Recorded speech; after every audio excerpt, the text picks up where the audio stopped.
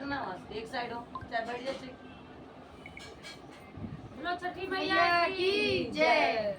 छठ की हार्दिक शुभकामनाएं मेरे यूट्यूब के परिवार को। देखो हम छठ का गाना गाने जा रहे हैं और डालेंगे अपने चैनल पर। ये हम लोग बचपन से जो गाना गाते आ रहे हैं पारंपरिक गीत है छठ माता।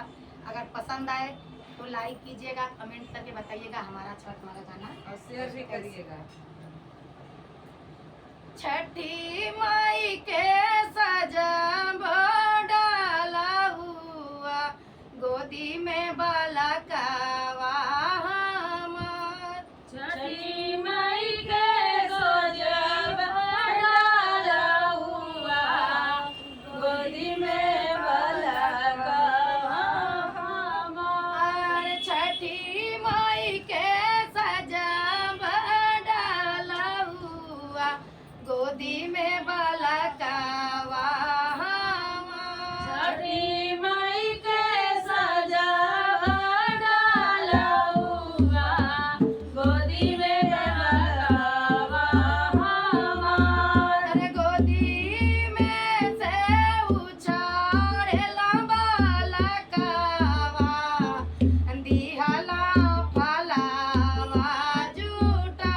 गोदी में से उछाड़े बालकवा दिहल फलवा झूठा। छठी माई से राजा जानई फलवाली हाकिना। छठी माई से राजा जानई है फलवाली है कीना। मिनती से बोलेली छठिया माई सुना सेवक राजा हमार। मिनती से बोलली छठी मैया सुना सेवक राजा हमार। हमारे दिहला बाबुला फलवाले बजारू।